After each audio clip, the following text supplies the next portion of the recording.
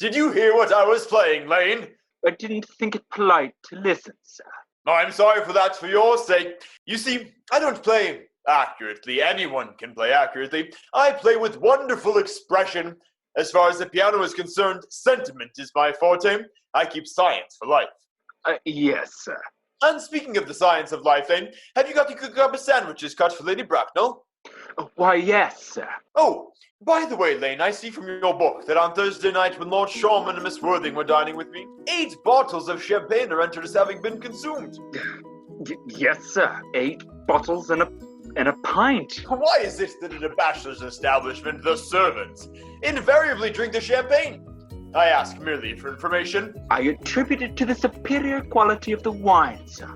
I've often observed that in married households, the champagne is rarely of a first-rate brand. Good heavens! Is marriage so demoralizing as that? I believe it is a very pleasant state, sir.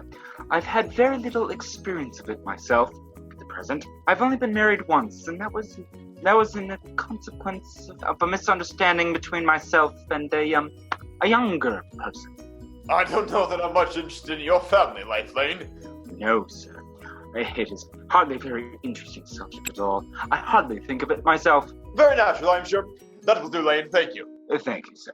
If the lower orders don't set us a good example, what on earth is the use of them? They seem, as a class, to have absolutely no sense of moral responsibility. Mr. Ernest Worthing. How are you, my dear Earnest? What brings you to town? Oh, pleasure, pleasure. What else should bring one anywhere? Eating as usual, I see, Algy. I believe it is customary in good society to take a slight refreshment at 5 o'clock. Where have you been since last Thursday? In the country.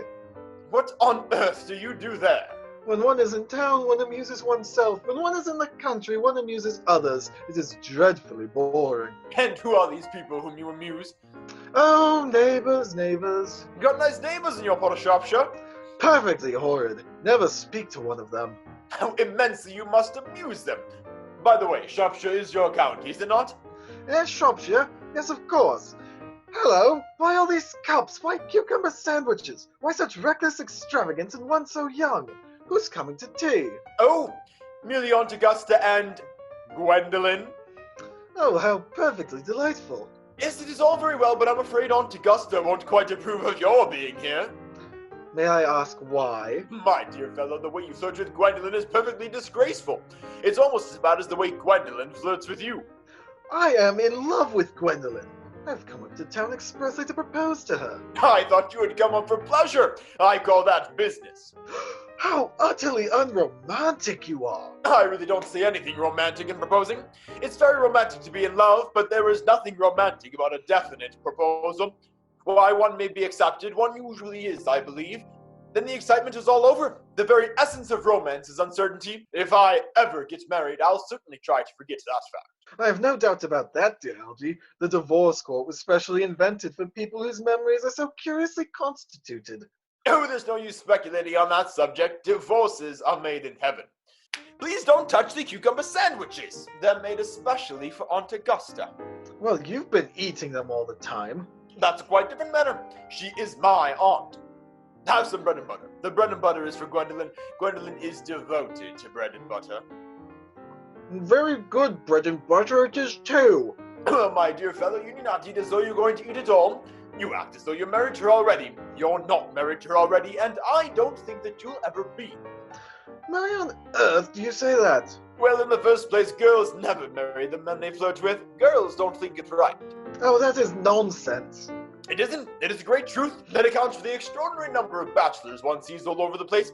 And in the second place, I don't give my consent. Your consent? My dear fellow, Gwendolen is my first cousin, and before I allow you to marry her, you will have to clear up the whole question of Cecily. Cecily? What on earth do you mean? What do you mean, Algy, by Cecily? I don't know anyone by the name of Cecily. Bring me that cigarette case Mr. Worthing left in the smoking room last he dined here. Yes, sir. You've had my cigarette case all this time? I wish to goodness you would let me know. I've been writing frantic letters to Scotland Yard about it. I was very nearly offering a large reward. Well, I wish you would offer one. I happen to be more than usually hard up. There's no good offering a large reward now that the thing is found. For now that I look at the inscription inside, I find that the thing isn't yours at all. Of course it's mine! You've seen me with it 100 times, and you have no right whatsoever to read what is written inside. It is a very ungentlemanly thing to read a private cigarette case. Oh, it is absurd to have a hard and fast rule about what one should and what one shouldn't read. More than half of modern culture depends on what one shouldn't read. I am quite aware of the fact, and I don't propose to discuss modern culture. It isn't the sort of thing one should talk of in private. I simply want my cigarette case back. Yes, but this isn't your cigarette case.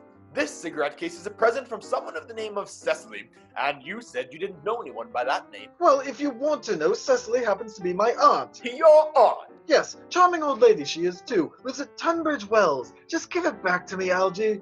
But why does she call herself Little Cecily if she is your aunt that lives at Tunbridge Wells? From Little Cecily, with the fondest love. My dear fellow, what on earth is there in that? Some aunts are tall, some aunts are not tall. Certainly that is a matter that an aunt can decide for herself. You seem to think that every aunt should be exactly like your aunt, and that is absurd. For heaven's sake, give me back my cigarette case. Yes, but why does your aunt call you her uncle? From Little Cecily, with the fondest love to her dear Uncle Jack. There's no objection, I admit, to your aunt being a small aunt. But why an aunt, no matter what her size may be, should ever call her nephew her uncle, I can't quite seem to make up. Besides, your name isn't Jack at all. It's Earnest. It isn't Ernest, it's Jack. You always told me your name was Earnest. I've introduced you to everyone as Earnest. You answer to the name of Earnest. Earnest! What? Ah! You are the most earnest-looking person I ever saw in my life. It's perfectly absurd you're saying your name isn't Earnest. It's on your cards. Here's one of them. Mr. Ernest Worthing before the Albany. Now, I'll keep this as proof if your name is Earnest if you ever try to deny it to me, or to Gwendolyn, or to anyone else. Well, my name is Ernest in town and Jack in the country, and the cigarette case was given to me in the country. Ah, yes, but that does not account for the fact that your small Aunt Cecily, who lives at Tunbridge Wells, calls you her uncle. Come on, old boy, you'd much better have it down at once. My dear Algie, you talk exactly as if you were a dentist. It's very vulgar to talk like a dentist when one isn't a dentist. It produces a false impression. Ha ha! Well, that is exactly what dentists always do. Now go on, tell me the whole thing. I've always suspected you of being a confirmed and secret Bunburyist, and I'm quite sure of it now. Bunburyist? What on earth do you mean by a Bunburyist? I'll reveal to you the meaning of that incomparable expression as soon as you are kind enough to inform me why you are Ernest in town and Jack in the country. Well, produce my cigarette case first. Here it is. Now, produce your explanation, and pray make it improbable. My dear fellow, there's nothing improbable about my explanation at all. In fact, it's quite ordinary. Old Mr. Thomas Cardew, who adopted me when I was a little boy, made me in his will guardian to his granddaughter, Miss Cecily Cardew. Cecily, who addresses me as her uncle from manners of respect you could not possibly appreciate, lives with me in my house in the country with her esteemed and admirable governess, Miss Prism. Where is that place in the country, by the way? That is nothing to you, dear boy. You are not going to be invited. I may tell you candidly that it is not in Shropshire. I expected that, my dear fellow. I've bumburied all over Shropshire on 2 separate occasions. Now go on. Why are you Ernest in town and Jack in the country? My dear Algie, I don't know whether you'll be able to understand my real motives. You are hardly serious enough. When one is placed in the position of guardian, one has to adopt a very high moral tone on all subjects. It's one's duty to do so, and as a high moral tone can hardly be said to conduce very much to either one's health or one's happiness. In order to get up to town, I have created a younger brother by the name of Earnest, who always gets in the most dreadful scrapes and lives in the Albany. That, my dear Algie, is the truth, pure and simple. The truth is rarely pure and never simple. Modern life would be very tedious if it were either, and modern literature a complete impossibility. That wouldn't be at all a bad thing. Literary criticism is not your forte, my dear fellow. Don't try it. You should leave it up to the people who haven't been to university. They do it so well in the daily papers. What you really are is a Bunburyist. I was quite right in saying you're a Bunburyist. You are one of the most advanced Bunburyists I know. What on earth do you mean? You've invented a very useful younger brother called Earnest in order that you may be able to come up to town as often as you'd like. I have invented an invaluable permanent invalid called Bunbury so that I may visit the country whenever I choose. Bunbury is perfectly invaluable. If it wasn't for Bunbury's extraordinary bad health, for instance, I wouldn't be able to dine with you tonight to Willis's, for I have been really engaged Aunt Augusta for more than a week. I haven't asked you to dine anywhere tonight. I know, you are absurdly careless about not sending invitations. It's very foolish. Nothing annoys people more as not receiving invitations. I think you'd much rather dine with your Aunt Augusta. I haven't the smallest intention of doing anything of the kind. To begin with, I dined there on Monday, and once a week is quite enough to dine with one's own relations. And in the second place, whenever I do dine there, I'm always treated as a member of the family, and sent down with no women at all, or two. And finally, I know perfectly well who she'll place me next to tonight. She'll place me next to Mary Farquhar, who always flirts with her own husband across the dinner table. That thing is not very pleasant indeed, it's not even decent. And that sort of thing is enormously on the increase. The amount of women in London who flirt with their own husbands is perfectly scandalous. It looks so bad it's simply washing one's own clean linen in public. Besides, now that I know you to be a confirmed Bunburyist, I naturally want to talk to you about Bunburying. I want to tell you the rules. I'm not a Bunburyist at all. If Gwendolen accepts me, I'm going to kill my brother. Indeed, I think I'll kill him in any case. Cecily is a little too much interested in him. It is rather a bore. So I'm going to get rid of Ernest, and I strongly advise you to do the same with with your invalid friend with the absurd name. Nothing will induce me to part with Bunbury.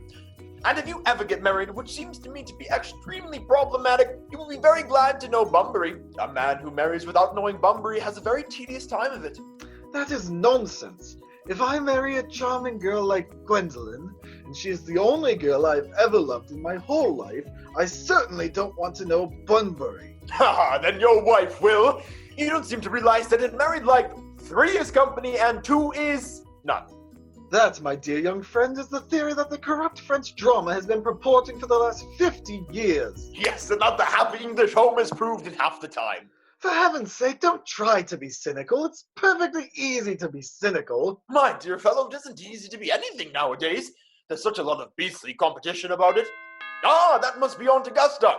Only relatives or creditors ever ring in that Wagnerian manner.